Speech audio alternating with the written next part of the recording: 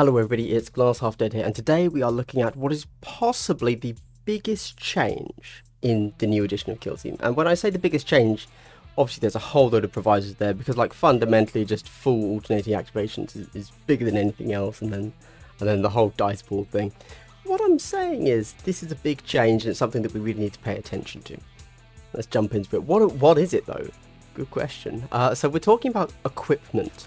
Now, the only piece of equipment that we have seen before this is the Haywire Mine, which we looked at in the last video and was kind of only just released. And until now, we don't really know what equipment is, but it has been mentioned by a few different people in Discords. They have mentioned equipment as a thing that we're going to be doing in articles before, but they didn't give us any more context. Finally, we get ourselves not just context on what equipment actually is, but also a little bit about the difference between match play and narrative. Let's dive in. So this is new equipment rules. Give your kill teams the right tools for the job, no matter the mission. You know what? I am going to read the article to you. It's quite a long one, so strap in. But I'm going to quickly summarize it for you. The effect of equipment in Kill Team now is going to be, so you know, people complained a little bit online about how fire teams now kind of remove a big part of customization, and a lot of people felt kind of like the ability to build a list was gone. So obviously you still have that, like you still, you know, pick a fire team, that's kind of list building, you pick the gunner that goes in. Essentially, I view fire teams as just a way of stopping spam, basically. Well, equipment is now the way you replace that loss of customization. The new edition of Kill Team has been designed to give you a big double hello if you're a subscriber of my channel. Wow. Not only was that a wholesome double hello in a sense, you know, the music is naturally wholesome, but also it was a surprise. So if you want yourself a surprise double hello, triple, double pleasantry in the next video, it's subscriber only, so subscribe now, and that could be yours too. Your own double hello. Decided to give you a huge amount of strategic freedom when it comes to fighting your skirmish battles, and this is easy to see in the ability to customize your operative's equipment before battle. A kill team can never be wholly prepared for the enemy they face, as their opponents are also elite warriors accustomed to the desperate, often scrappy warfare special operations demand. Veteran commanders therefore know the value of a flexible cache of specialist equipment and can adapt to the mission and foes they face. In both matched and narrative play, you have the opportunity to equip individual operatives with extra pieces of gear during setup, although the way you do so in each format is a little bit different. While setting up for a match play game, after determining the mission and selecting your kill team, asterisk, let's check the asterisk straight away because you never know, right? And crucially seeing your opponent's kill team. So that is the key bit. The fact that you select your equipment after you know the mission you're playing and the enemy team you're playing against is huge. You receive 10 points to spend on assigning gear to your soldiers. Everybody gets 10 points. Okay, cool. Each faction has their own list of equipment to choose from, including iconic gear like Tau Marklights and Tyranid feeder tendrils. So not only are we seeing some gear, we're also seeing the first thing we've seen for Tau, a Markerlight. And we all know from 40k, from old Kill Team, okay, I have, in old Kill Team, I had seen a Markerlight once. It was right at the beginning of the game. It was in an online battle report. They took it, it was crap, did nothing. I have never seen anybody take a Markerlight ever again. Where was I? Each faction has their own list of equipment, Tyranid feeder tendrils. Choosing the right equipment can mean the difference between life and death, especially when it gives you powerful defensive bonuses like the Death Court of Krieg's legendary trench shovel. So this is just them confirming that a trench shovel for Krieg is a piece of equipment you will be able to give them. Oh, it's right there. I should probably read the whole article, shouldn't I? That'd be good. So first up, Markerlights. 2 EP, that's, I'm assuming, equipment points. The operative can perform the following action during the battle. Markerlight, 1 AP. EP, AP, similar but different enough, it's fine.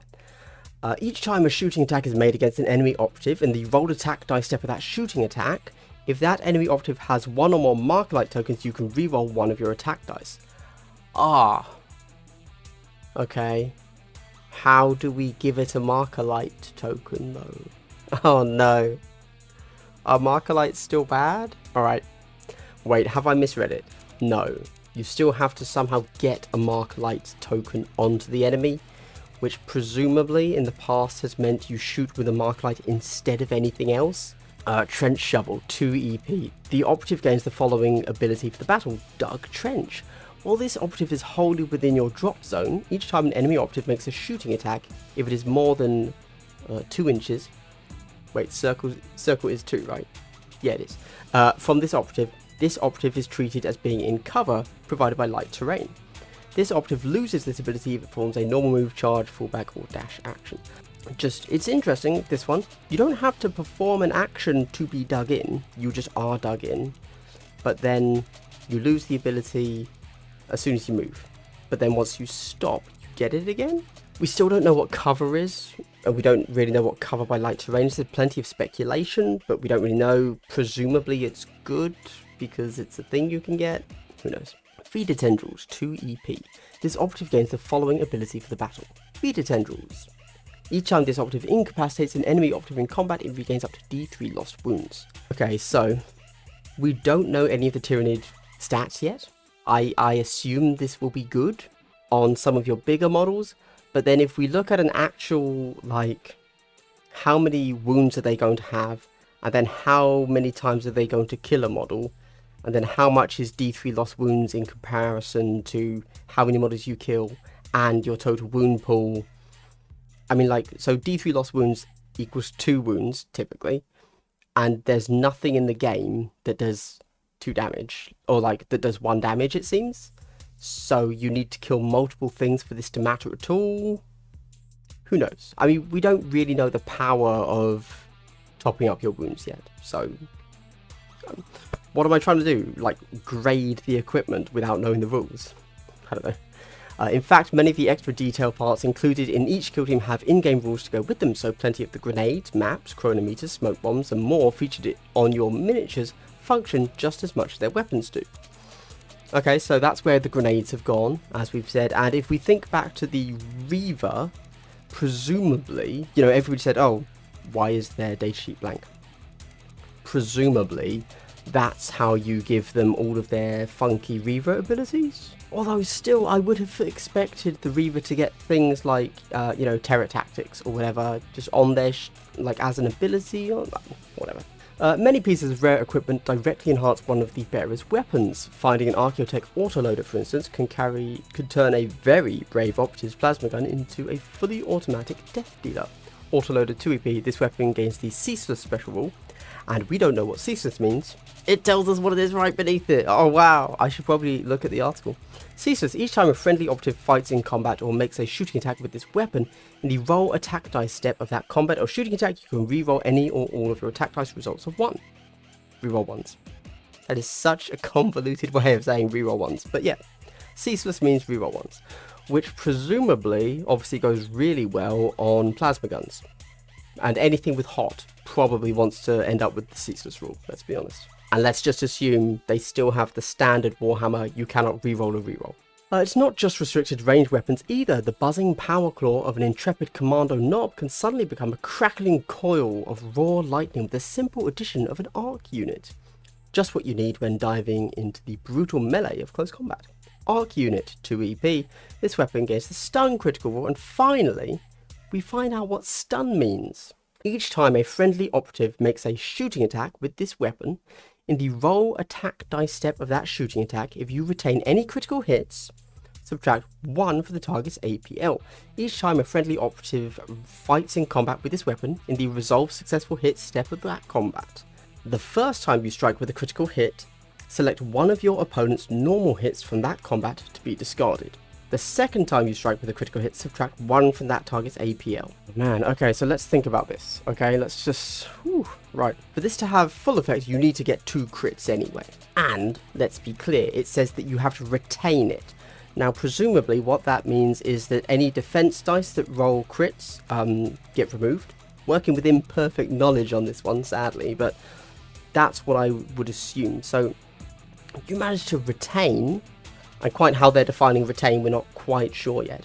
2 critical hits, you are first off removing one of the enemy's dice, which is big. Like, that sounds big enough on its own. So, like, you know, if they're hitting you with 4 dice, you just remove it, Suddenly they're only 3. That's pretty big. From what we can tell so far, the removal of dice is pretty big. And then the second time you subtract one of the target's APL. Obviously that's huge, obviously, because suddenly they can only fight once.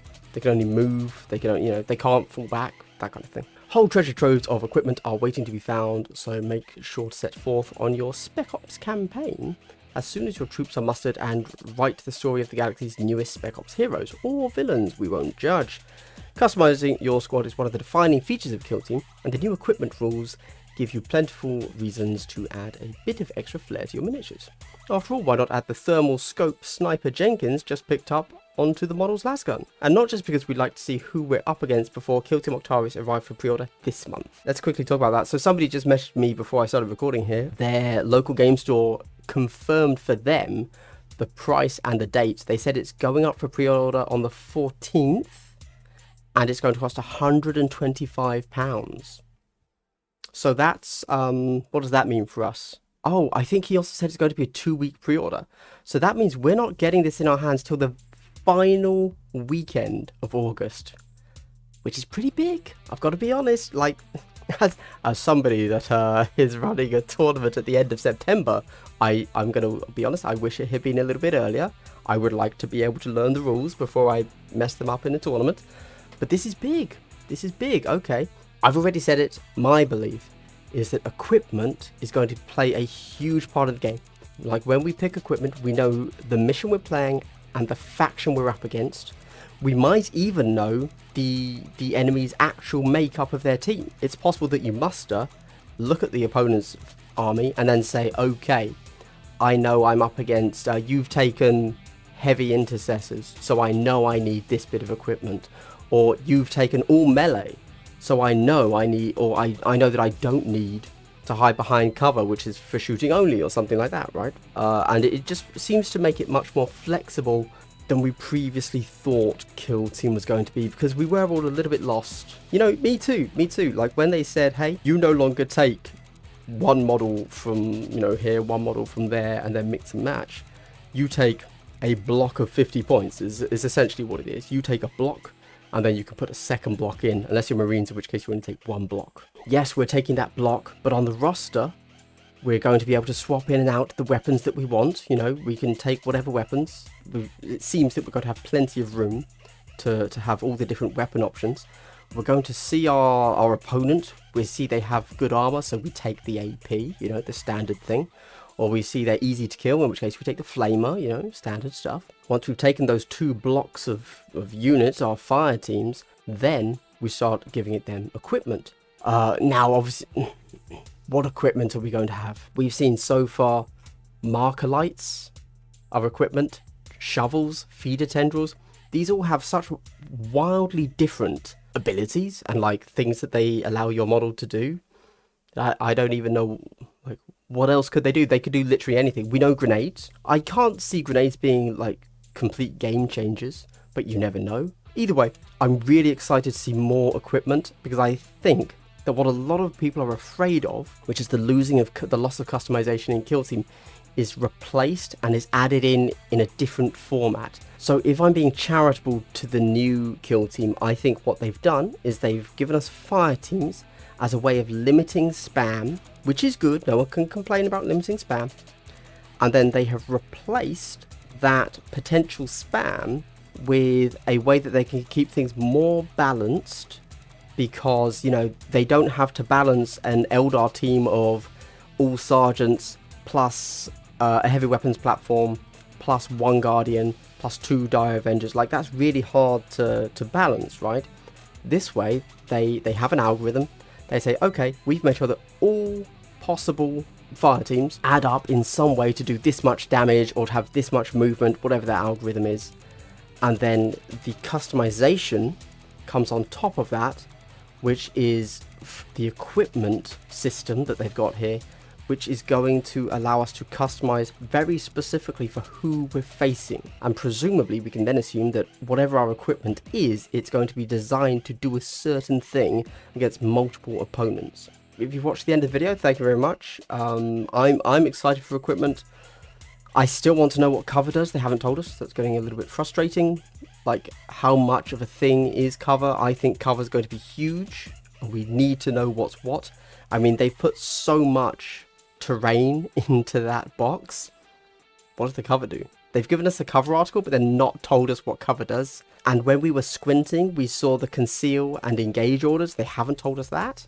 If you made it to the end of the video, thank you very much, guys. It really means a lot to a small YouTuber like me. Genuinely helps. I've been having good fun covering all of the new Kill Team articles, but I'm going to be honest with you guys. I am just ready to, let's just get the box. Let's see some rules. The tease was good. Thanks for the foreplay, but you can fuck us now, okay? This has been Glass Half Dead. If you watched the end of the video, here's a big triple hello. Super wholesome, although said right after swearing and talking about foreplay, so... I'm a dichotomy, what can I say? Anyway, this has been Glass Half Dead. I hope you've had a good day. Continue to have a good day. Goodbye.